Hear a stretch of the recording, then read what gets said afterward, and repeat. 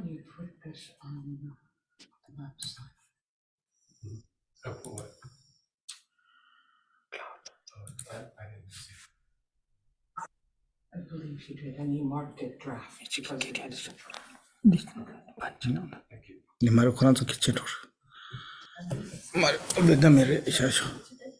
No, it's just a guide that I did. Okay. It's on the website. Okay.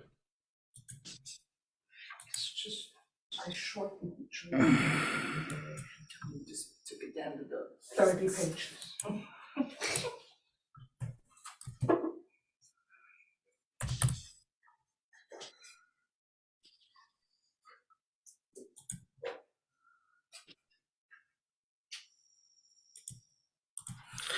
Okay, so this is more like a informal, can say, yeah, introduction on the Buddhism. So we don't need to do like a traditional way of opening prayer and this and that. It's, I think, okay, just go to like a regular class. And somebody try to make noisy. Yeah, James, you have to mute. Stop. You're noisy.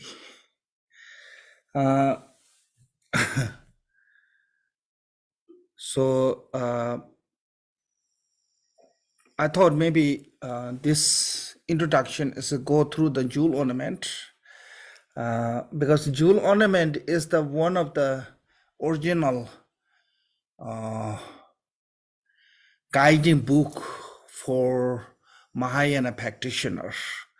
There's no Vajrayana teaching in particularly, but I think if you want to become really good Vajrayana practitioner, you must establish, can say establish, or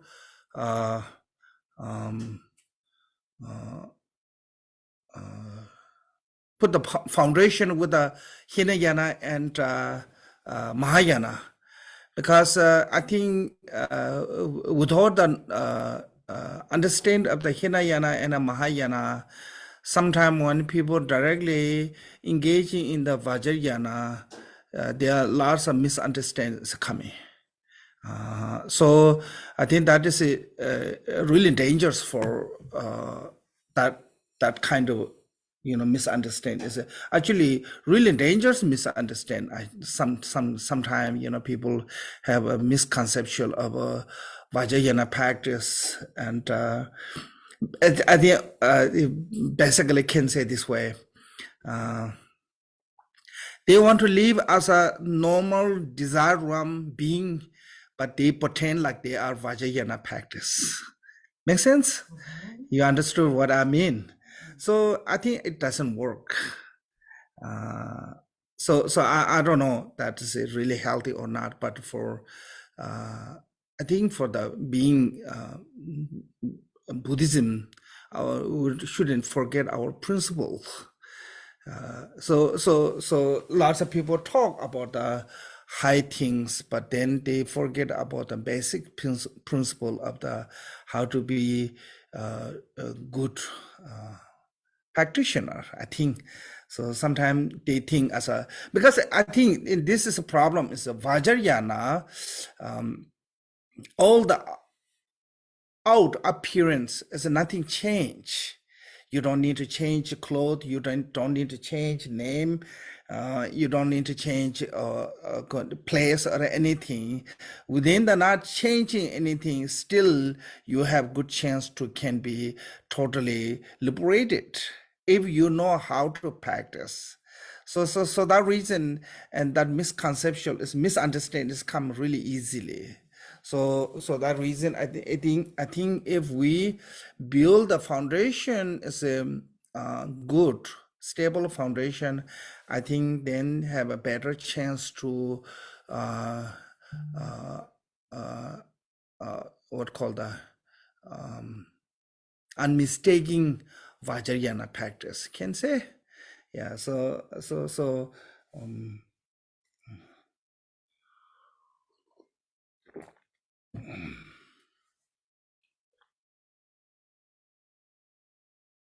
I heard someone, in the Vajrayana, basically what called the transformation. Yeah, you have to transform ordinary to the divine.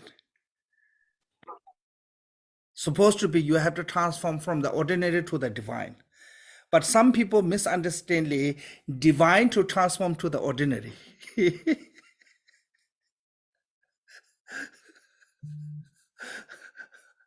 So like, some people say my wife is Tara. Some people say my husband is a Genesi. So you see Genesi as your husband. That is a transformation of the divine to the ordinary. I think that is a mistake. You shouldn't see that way. If that see that, then you don't need to what called the generation stage and the completion stage. Make sense? So I think there's a lot of misunderstanding is coming. So, one most important in the Vajrayana practice is you must support it by emptiness and compassion. Make sense? These two are the key of a Vajrayana practice. But these two, how do we truly develop is through the understanding of the Hinayana and the Mahayana. If directly engaging in the Vajrayana, I think have a less chance to can develop these two method, or can say method and wisdom. So I think this reason, if we just go to through the jewel ornament, I think it's really good for building a stable foundation. Make sense? So in the jewel ornament order, is a first one is a chapter 1 is a talk about the Buddha nature. And this is, I think, really important part of the practitioner to know. Reason is, if you look in the Mahamudra teachings, many, I think most of Mahamudra instruction basically said, devotion is the head of the meditation. Yeah? What does the devotion mean? Devotion means the faith. Devotion means the confident. Devotion means the trust. Yeah? So if you cannot trust yourself, if you don't have a faith yourself, if you don't have confidence in you, how you can have chance to become a Buddha? So we need to build that confidence, that faith within you. So how to build that one? So if you look at the jewel ornament, Kambaba said, because sometimes people have this kind of a what called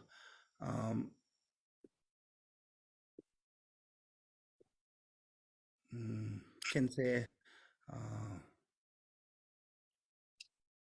lack of confidence themselves. Oh, such and such, they are enlightened being, they can be this capable to this and that, but I'm not that good. I cannot do. I think sometimes people this come, and particularly I have this thought of I think Tibetan Buddhism. This particularly, I think lots of Tibetan Buddhism is possible to come this thought of, oh, I'm not good enough, because we have too many label of being reincarnation. If you look at all the historical masters, everyone have a such and such reincarnation of such and such. Like, everyone is a reincarnation of Genesi, Majushiri, Vajrapani. If you look at this all, everyone have some kind of like a, certificate of being a kind of reincarnation. So, and that is became so important. Reincarnation is more important than the quality. Make sense? So I think, so then the problem is, I'm not saying that is a problem. That is not a problem. But problem is, since we don't have this certificate, we think, oh, I'm not good enough. I'm not capable to do those things they can do. Make sense? So sometimes people think as long as you get the title, you are capable to do this one. When you don't have the title, you cannot do this one. Make sense? I heard somebody said, "Oh, empowerment is my job because I have this title." I heard someone say that one. I said nothing have to do with the title. Give you empowerment, quality of the give you empowerment. Make sense? So sometimes we go this category, then actually, you know, um, um, true quality we ignore. More characteristic or main cause we ignore. So because of that, sometimes we have a lack of a confidence. That's what I feel. I'm not saying, I'm sure maybe I'm right, but I feel that way sometimes, you know. Lots of people, I hear this one said, oh, I'm not good enough. I'm just ordinary one. I'm not capable. You know, I'm just low one. I think things like that. Sometimes we feel like, oh, I cannot do this one. I'm not good enough. Even when I say, sometimes we feel that way. So Kamboba is a really, you know, one way you can say skillful. First subject he taught in the jewel ornament as a Buddha nature. In the Buddha nature is called I think in the Sanskrit sometimes it's called the Gotra, sometimes it's called the Kulam, sometimes it's called the Vansh. I think this is problem is because in India, discrimination is so high, like a royal caste system, royal Brahmin, Kshatri, and you know warriors. Those caste system is so secular. Can say not secular. I don't know. How to separate. Separate. So that way, each I think system they use in their own vocabulary. Like I think I heard this one of the Sanskrit expert. He told me, one of our monk. He told me Gotra is mostly used by Burman, and Kulam is a Kula or Kul or Kulam. I think Kul. I think English school is come from that word. Kul mean the lineage or system, or what called like caste. You know, which school are you? I think maybe English words come from that. Also, English lineage is come from the line. Yeah, line is a meaning of a gotra is. Make sense? So everyone have this.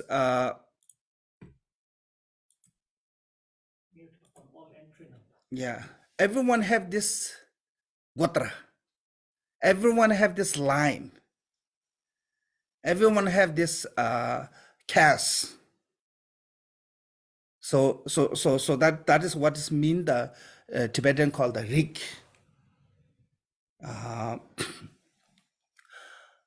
So there's no sentient being not belong to in this line, in this gotra. So that way, I think you may see sometimes it's a Sanskrit word gotra. Sometimes you may see kulam, kul or kulam, and those I think meaning is the same. Basically talking about the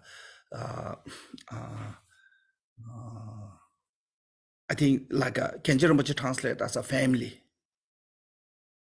Yeah, so every sentient being belong to the that category of a family or lineage. But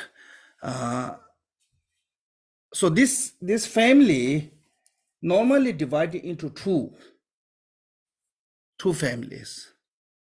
As a in the jewel ornament that put in the later in the part of the Mahayana, but basically it's called the family which is a naturally present and a family which is a increasing or inner growth. So naturally present or naturally abide is every sentient being have this. It's called the Buddha nature. But different is because of the contribute cause and other condition. Some have a growth, some doesn't have that growth. Make sense? So I think this way. So one way, like here said, all sentient beings are provided by the emptiness of the Dharmakaya, mean had the ultimate Buddhahood is the Dharmakaya. So this naturally present is talking about this one. Every sentient being have this suchness, Dharmakaya, or so when come to the Dharmakaya, they are not distinguishing as a low, high, or good, bad, so that way. So that way, emptiness is why is it as every sentient being can have Dharmakaya? Because emptiness is providing sentient beings. Sorry, I should share this one. Okay. Yeah. Then second one is the suchness of the Buddha is identical to suchness of the sentient beings. When try to identify what is the Buddha's suchness, what's the sentient being suchness, at the suchness itself is non-different. Like if you go to the space, polluted space or clouded space and not cloud space itself is the same, because the cloud is not part of the space. Make sense? Same way, sentient beings, mind of the pure mind, and Buddha's pure mind is Buddha's mind, wisdom mind is the same. Because we sentient being, we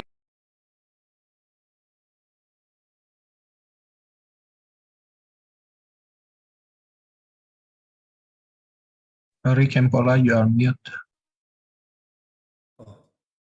how I mute. So I think this reason we need to see this is second reason, and third reason is all sentient being has a categorized into the 5 family of the Buddha. So this in this text they divide into the 5 family, but normally they divide into the 4 families. Yeah, because I will explain later. So this is we should know. There's in the jewel ornament divided into the 5 families. First called the disconnected families, indefinite families, hero families, solitary realized families, and Mahayana families. So why truly is there's only 4 families?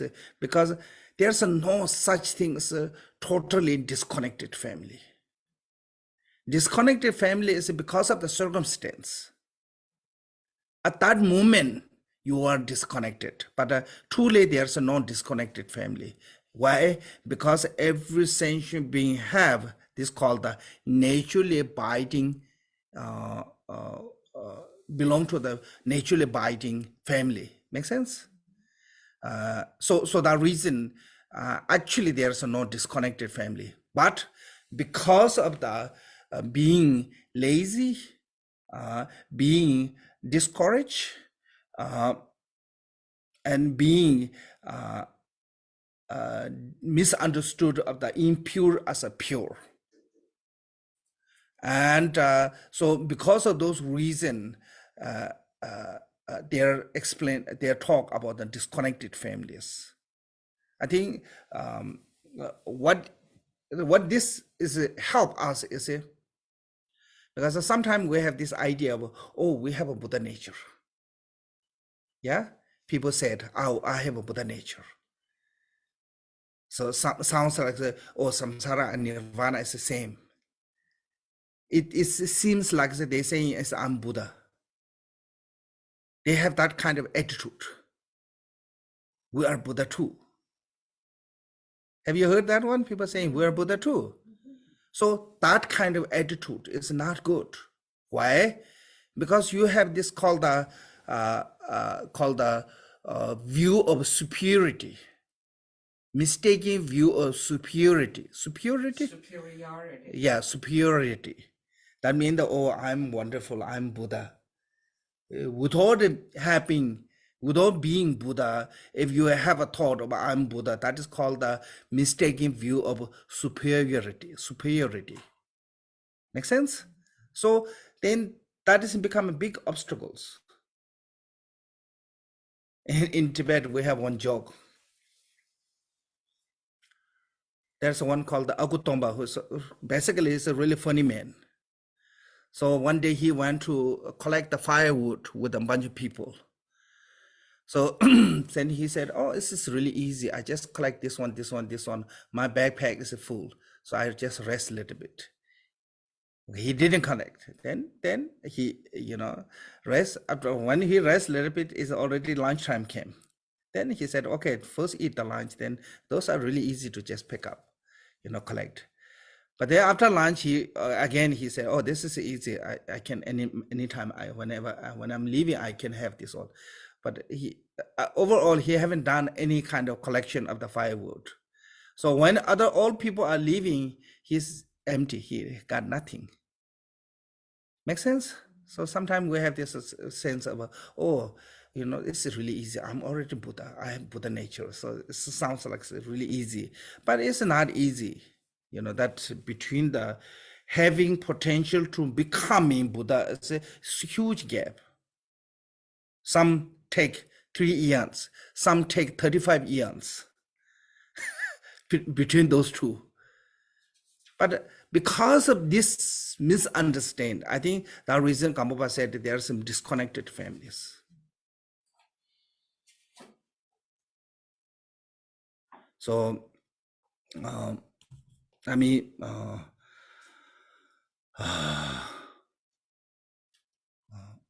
so who is the disconnected family? If you look this it said it referred to be 6 trait. 6 trait, yeah.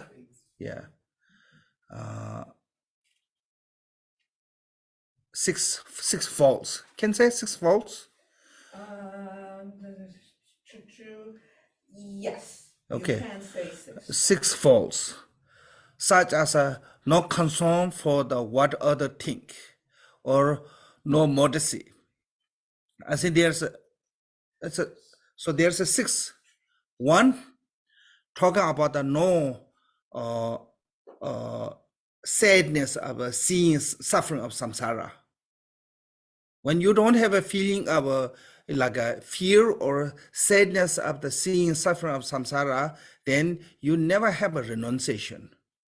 So if you don't have a renunciation, you will never never become a waking family. You never become one of those 3 or maybe those 4 family. Make sense? If you want to become one of those 4 family, like a indefinite family or hero solitary realized Mahayana family, you need a renunciation from the samsara. If you don't see the faults of samsara, you will never have a renunciation. Make sense? So this reason, first fault is a not fear of or not sadness of the suffering of samsara. 1, 2, not have devotion of the enlightened qualities. Like a devotion, lots of people think devotion means that, oh, that's wonderful. In here, devotion means the like I wish I'm becoming like that. That eagerness, yeah, that eagerness is called the devotion. I want to become like this. Your idol admiration by seeing enlightened qualities. When you hear or see the enlightened quality, if you don't move anything, your emotion or mentality, then you don't have devotion. You wish him be that way. Then the third one is no shame,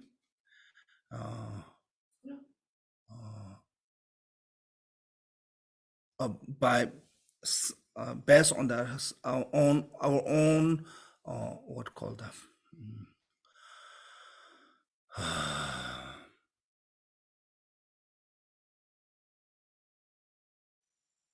think they use here as a modesty, modesty, yeah? Yeah, so no modesty, no shame, and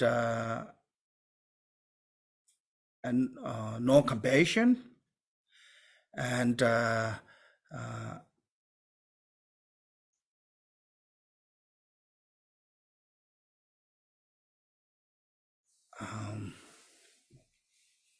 and have a kind of like enjoying on the negative things, negative action. Can you say? Yeah. So this six folds. Once we have this six folds, we will have no chance to get into the path of a nirvana. Never start in the path of a nirvana. So that reason is called the disconnected. Longest our mind is corrupted by these six folds, we are disconnected from the path to the nirvana. Make sense? So that way it's called the disconnected family. But actually, when you know what called the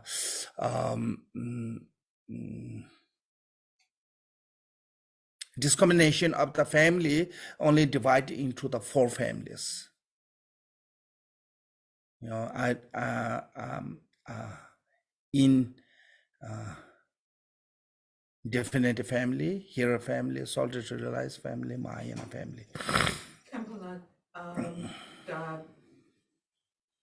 the 5 traits, just to review, is no concern for others, no devotion or eagerness, no sense of shame or modesty, no compassion, enjoying the negative action of others. Yeah. What is the 6th one? No modesty, no shame. Those two separate. Separate. Yeah.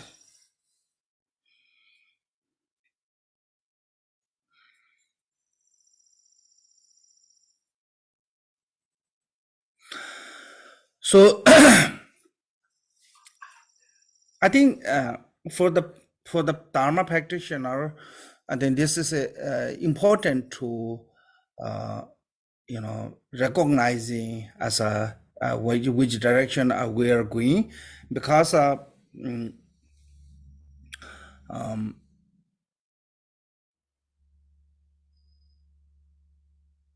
this is especially we are called the Vajrayana practitioner. Vajrayana practitioner is belong to the Mahayana path.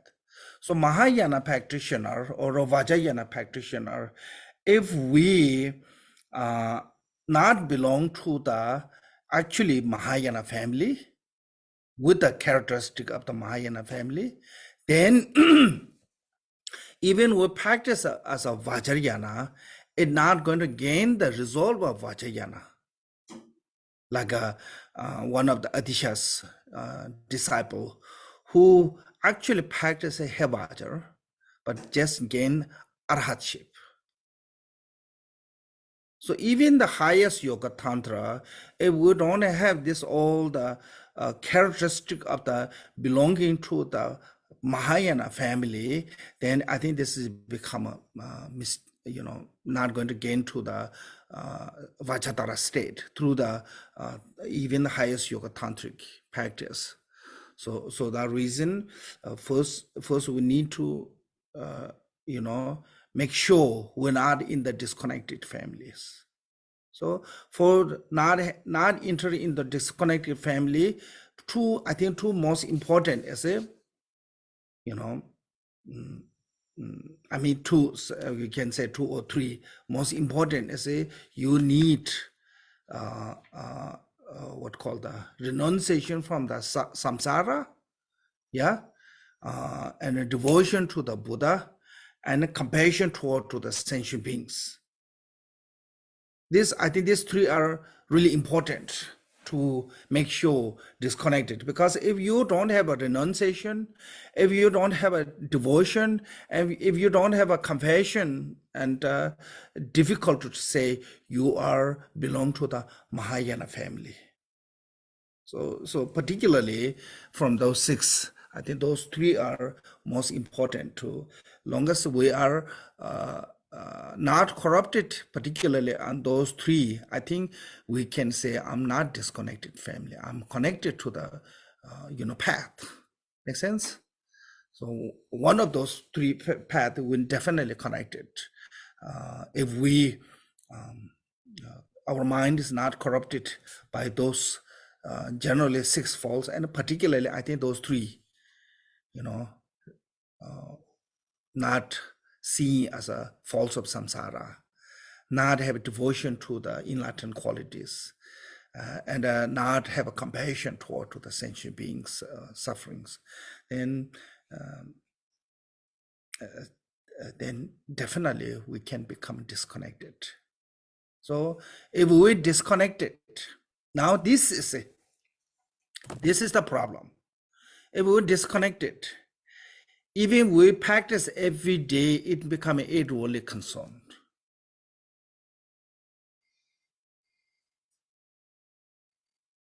Because you have no hope of nirvana, you're comfortable in the samsara. Your goal is to gain the samsaric pleasure, become a famous, become a rich, become a powerful. So this reason, lots of time in the Buddhism said, don't rely on the rituals and definitions. Because the ritual and definition, most of people try to use for the, try to solve the temporary problem. Have you ever heard anyone doing the ritual or, definition for the how to become a Buddhahood? Most of people, when come to ask to definition, they're only asking, how to release from the temporary problem. So that reason, sometimes in the Buddhism, you see lots of time don't rely on the ritual and definition, and those rely on the three jewels, especially refugee teachings. You see that one. It's a reason is if we don't have this what called the renunciation from the samsara because of the fear of samsara and devotion to the Buddha, then it's a really difficult to have a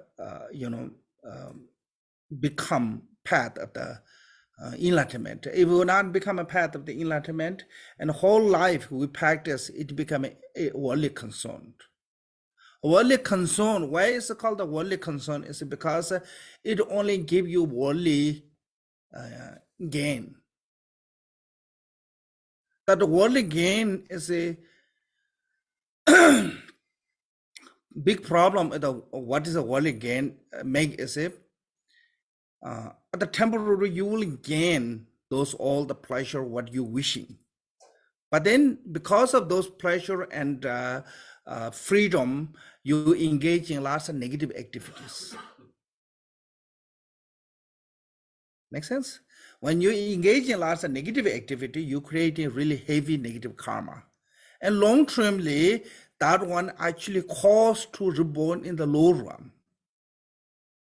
That merit accumulating, that practice, that recitation of a mantra, long-termly, it become a cause to reborn in the lower realm. That way is called the eight worldly concern. Make sense? So I think this reason why we have to know what is the disconnected family. Even it is not belong to the, our Buddha nature is nothing have to do with the Buddha nature, but still that gotra or a line, why is it talking about? Because a gotra or line or family is basically identified as those four.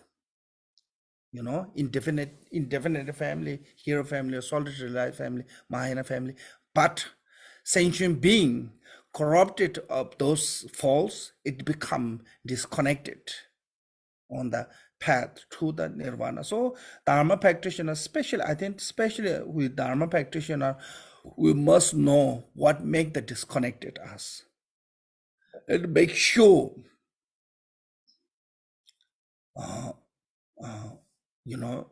not corrupted our practice from those disconnection. So first thing is called the faults of samsara. If you don't see the faults of samsara, if you're seeking for the samsaric pleasure of the power, money, wealth, this, then you are disconnected from you become disconnected family. Some may think, oh, this is not important. I think most important is this is we have to identify as what is a disconnected family, and make sure we're not in that disconnected family.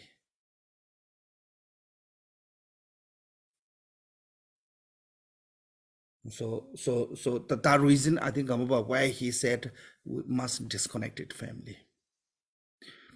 And the indefinite family is basically whatever condition comes.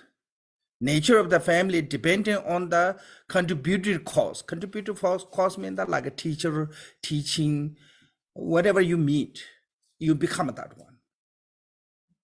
If you meet with a Mahayana teacher, you become a Mahayana family. If you meet with a solitary realize or a Hinayana teacher, you become a Hinayana family. So whatever you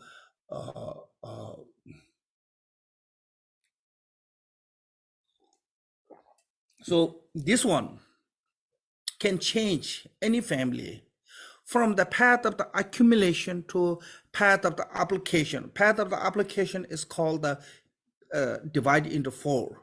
Peak, heat, peak, patient. Until you reach to the patient, it can change.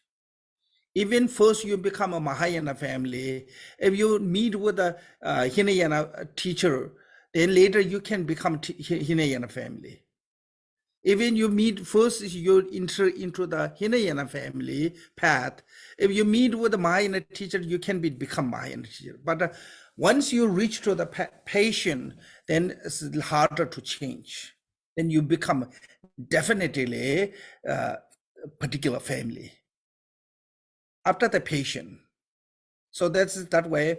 Indefinite family is before the path of the application, patient, then it's become. So I try to make it a little bit complicated, but it's basically what the indefinite mean, that whatever they meet the condition, it become that way.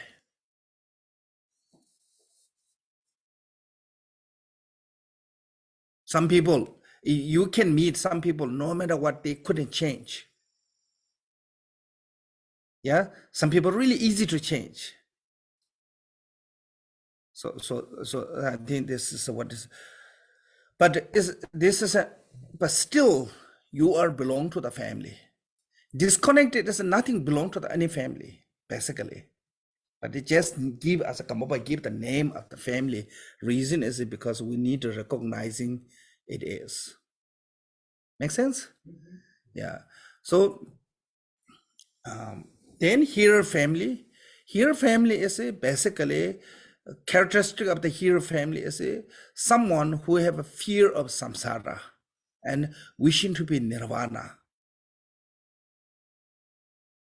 And they said not what call kuya tungi thone ji nyangen de la ngombarte senje tola me ko ta sunda banyeturis. There's a three sign: fear of samsara, and eager or devotion toward to the nirvana, and not have compassion toward the sentient beings.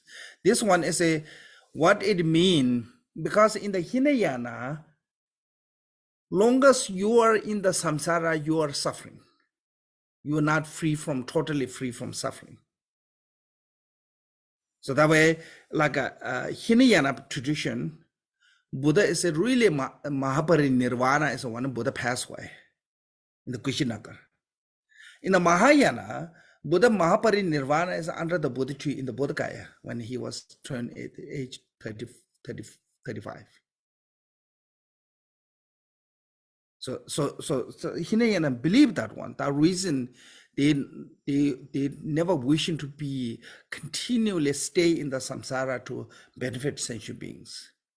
It doesn't say is that when they are alive, they not benefit sentient beings. They don't have compassion. Their compassion is tremendous. When they're alive, they liberate thousands sentient beings. Every day they serve to the sentient beings. All those Hinayana practitioners. It's not talking about, but they fundamentally they believe long as you are in the samsara, you're not free from samsaric sufferings, faults of samsara. But Bodhisattva said, you can come back to the samsara. Even you come back, you can be totally free from samsaric faults. That fundamental belief is different. That reason said lack of compassion mean. And that is what's called the consider of those who are what called the hearer families. Sometimes they use as a listener family. I think some translation they use as a listener family, the listeners. So they consider those who fear samsara, yearn to achieve the nirvana, but have little compassion. That is what it means, the little compassion means. Because they don't believe staying in samsara, you are totally liberated. If you want to be completely liberated, you have to be free from samsara. Make sense? The reason said no compassion mean. I think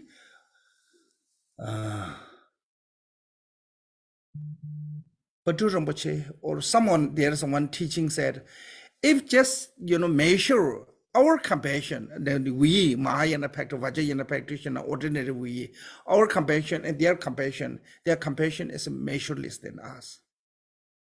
But they don't believe staying forever in the samsara, helping sentient being is the right things.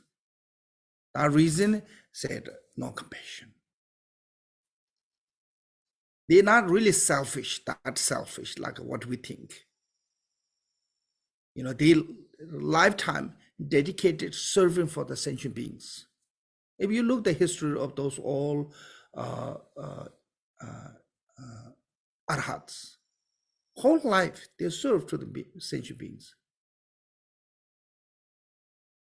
If compared to them, then we are much more selfish than them. Even we call ourselves as a Mahayana practitioner. Make sense? They never have anything that is selfish way to wherever like self-consumed. But they don't believe stay forever in the samsara is the right things to do. So that way I said no compassion or little compassion. Then solitary realizer is what happened as they are path as a hero family join, but sometimes they they train in the path, but before their final achievement, sometimes they die. It takes time to purify and liberate and achieve nirvana. So then next life, they don't need a teacher. Without the instruction, they can manage because they already trained. Make sense? Once we get the education, then we don't need a tutor all the time. We can manage ourselves. So that is what they, before final realization, some practitioner before final realization they pass away because of that their lifespan pass away. So they did prayer. Next life I will be born. There's no teacher, and because they don't need the teacher anymore. Instruction part is they already receive everything. So then they go to solitary. This is similarly we practitioner too. Any practice in a Hinayana, Mahayana, Vajrayana. There's one Vajrayana Tibetan. I forgot this master and disciples discussion. And the disciple asked to the master, when is the time to go to isolated retreat? Like last, they go to isolated retreat on the mountain or, different places. So when is like basically when I close my door to retreat. So the teacher said, when you have no more question and the lack of experience, that time, then you can close your door for everyone because you don't need us anymore. Make sense? So until you become that one, you never separate from the teacher.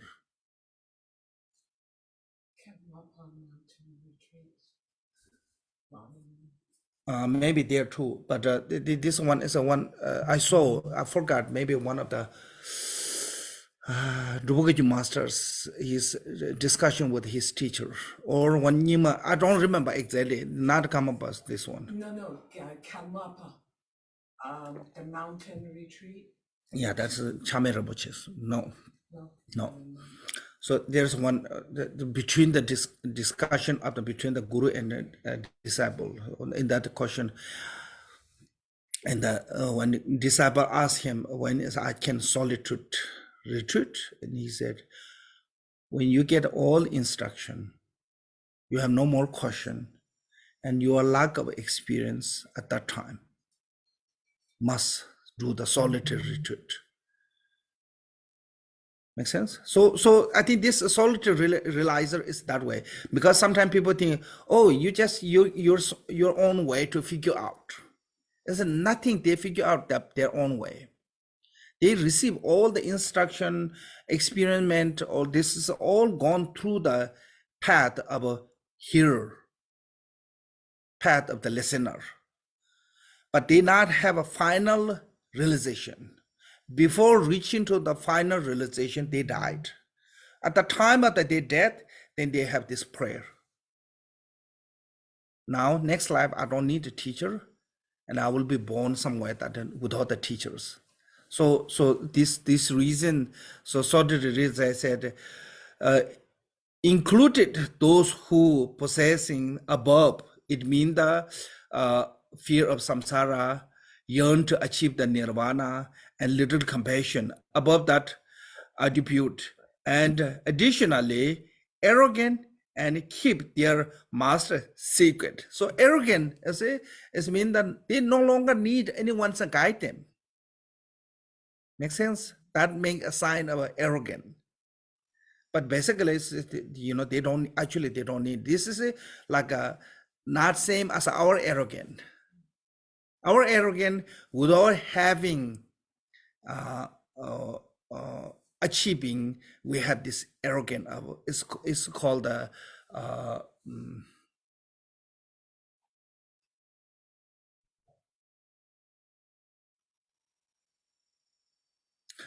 there's a 6 extreme, yeah. Superior morality and superior view, 2 of them. What called the extreme of eternalism, extreme of the nihilism, the wrong view, and superior of the morality and superior of the view. Those particularly those 2, superior of the morality and superior the view is particularly view is without the gaining the actually view of suchness. They think whatever their view, mistaken view is more superior. That is a wrong arrogance. But this one is this is arrogant is not talking about like our arrogance of without having anything, but we think I'm the best one. This is arrogant as talking about they no longer need the guide. So that way they go. Then keeping master secret mean they don't have any more teacher. Without any instruction from the particular instruction, they can manage their practice. Because of former life, they already gone through all the teachings. So that is the sign of what is the Then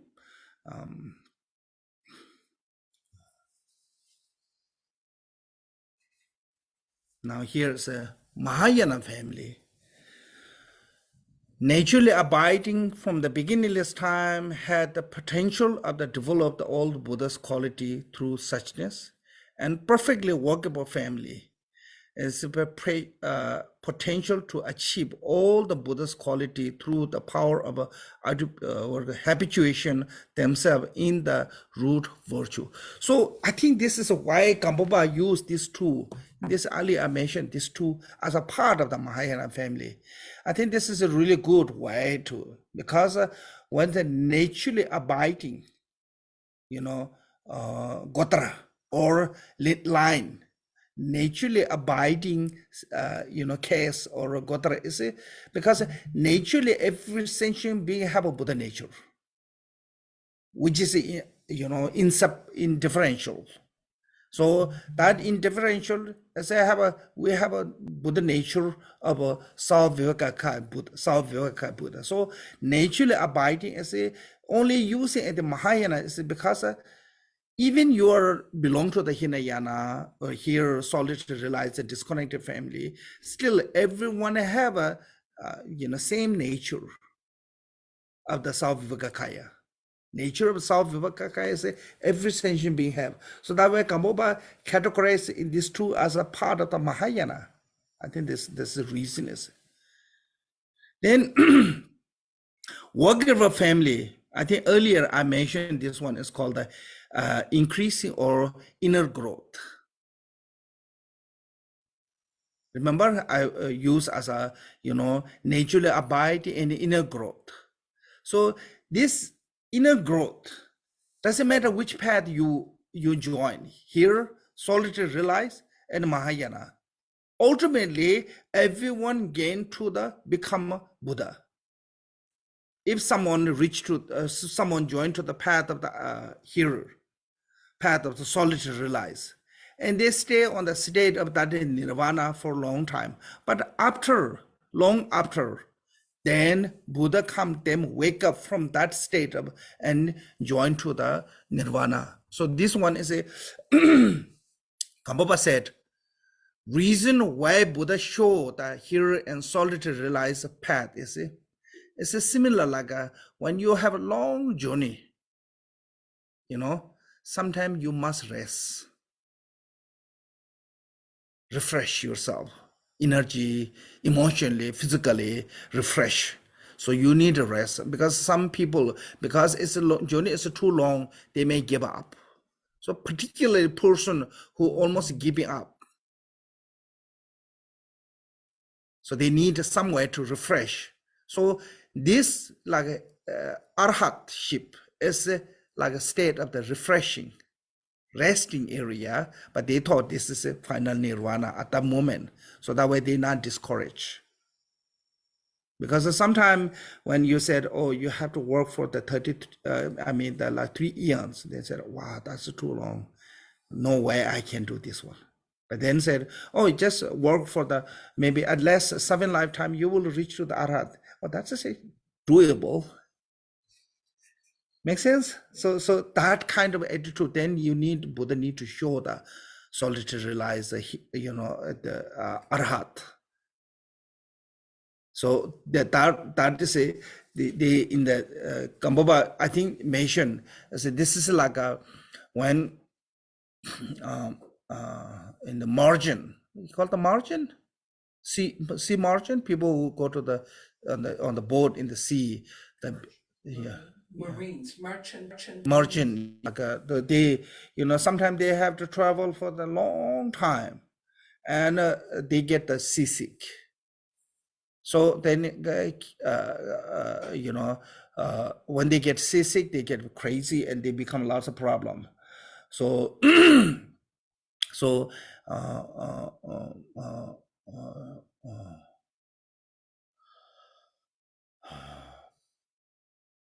skillful captain, they manifest as an island and make them rest there,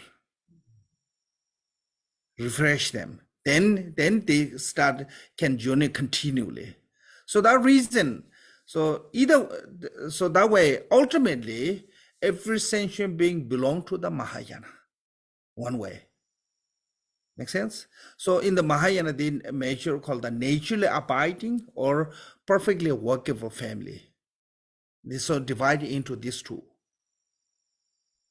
So I think that way why Gampopa mentioned here.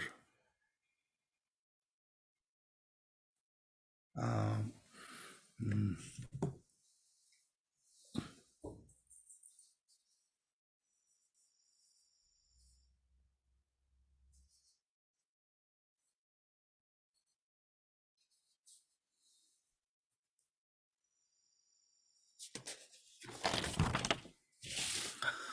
Uh, so this one, workable family, I think it's called the awakening family. Yeah, I think it's can use as awakening family.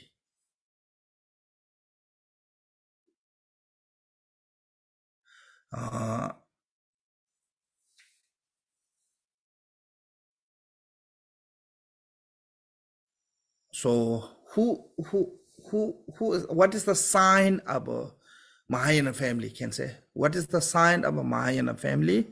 And what is the benefit of being in the family? I think basically family, you know, it doesn't matter which is the Hinayana, Mahayana, or, benefit of a awakening family.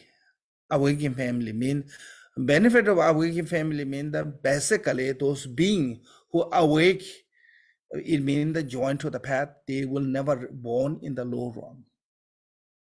Make sense? Because they are protected by the moral and view.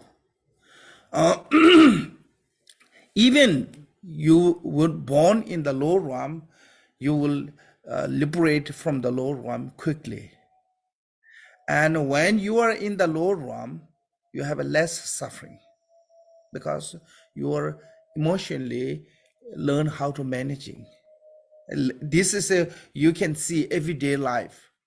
When somebody is a truly good practitioner and they facing some degree of circumstance, and someone who's a non-practitioner, they facing same circumstance, emotionally how to deal is different. If you have a dharma, much easier to support much easier to deal with that situation. Unless even you have a same level of a physical suffering, emotionally you have less suffering. If you understand the dharma, like in the later when you become old, you become physically not capable to do things that you are doing before. At that time, you're not going to have this kind of like a grungy, some Grouchiness? grouchiness of not capable to doing things. Because I think lots of old people have sometimes they have like a little bit, I don't know what's called the disappointment or kind of like mentally, because I mean our mind never become old. Mind is to stay same way until certain level, but then what mind wishing is physically it cannot do. Then that time you get so depression, and that depression will not come to the, if you are truly practitioner, you will never have that depression. Can say? Yeah. So that is how is even you are born there, it's not going to be suffering that much. It's because of the you know how to deal with that. Because when we're suffering in the samsara, physically suffering is nothing compared to the mentally suffering. Because physically suffering may be short time, but emotion is a stay for a lifetime. But if you learn how to practice the dharma, at least you can release from that suffering. Make sense? So that reason, if you look at the Dharma practitioner and non-practitioner, that is a different outcome. I mean, actually, you're facing to that kind of a challenge. We will face that kind of challenge because we're in the samsara, unfavorable condition, circumstance. When come to the unfavorable circumstance, how to deal with that is a totally different with the practitioner and non-practitioner. Make sense? So that way saying is a less suffering. And even within the state of that, like a low realm, you will benefit other being too. Because of the Dharma, you know how to help other beings. So this is the quality benefit of being a waking family. Then particularly a Mahayana family have a great compassion toward the sentient beings and have a interest on the Mahayana path and have a passion of try to help other sentient beings and have a eager to vast accumulation of merit. So those are sign of awakening Mahayana families. So if you belong to the awakening Mahayana family, you can have this sign. Then that means that you have a Mahayana families. So first thing is a compassion. You know, I think we talk in the jewel ornament, like a different between the Hinayana intention of taking refuge and a Mahayana intention of taking refuge. Is the different is Hinayana take refuge because of the base of the fears, fear of samsara, want to take refuge. Mahayana taking refuge because of the base or motivated by the compassion. So motivation is different. So that way, first they say we need if you have a truly compassion,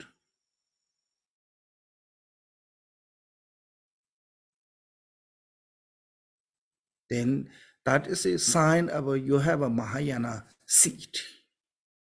If you don't have a compassion toward the other beings, then you need to develop that Mahayana seed. Some people naturally compassionate.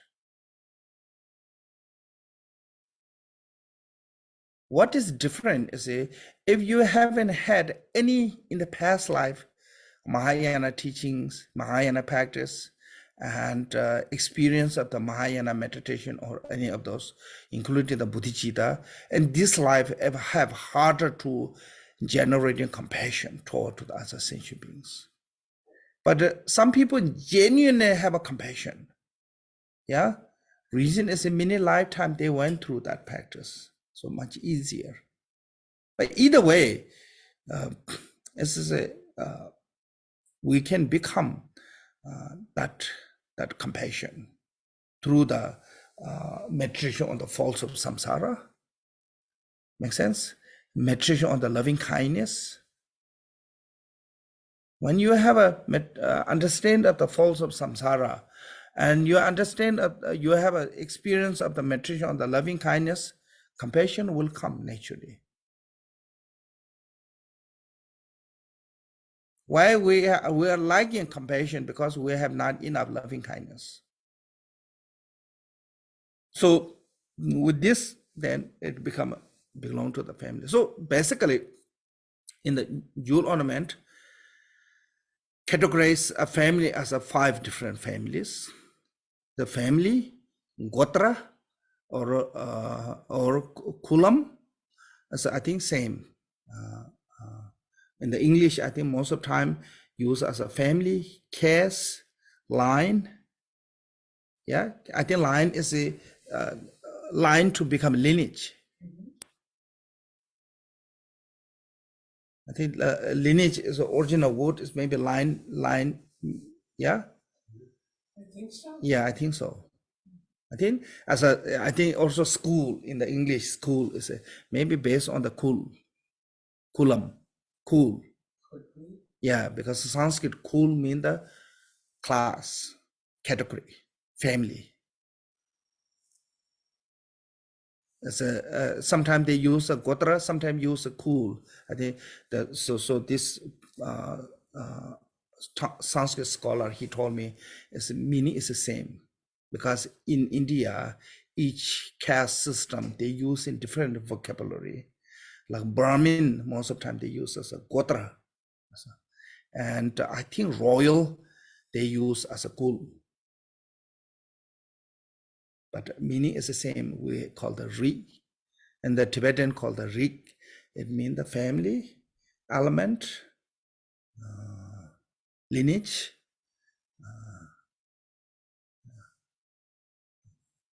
Those so this I think we should know those 4, 5 different family, and then try to work on that. So I think the way we make this way is a short way. People should memorizing what is the 5 families. Instead, disconnected family, indefinite family, hero family, solitary realized family, Mahayana family. Just memorizing the name of those 5, and you will get the meaning come easily. So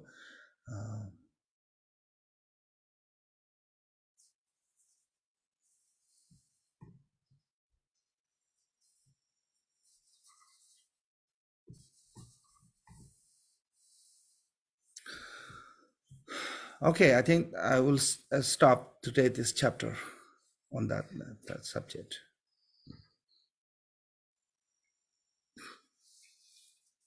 If So you by have next week, I will have added some of the extras to the page. no, not so we later we need to work more. This is just for the Well, there were a couple of things. yeah.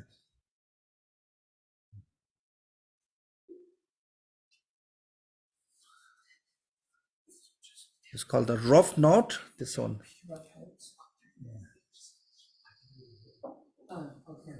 Then, yeah. Well, yeah. Okay, so if anybody have a question, we can go through.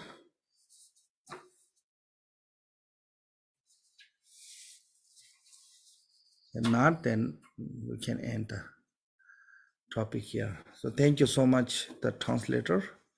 I think Carl couldn't come today. He's supposed to come, and I don't know what happened. So you just want to do 1 hour, Kampala?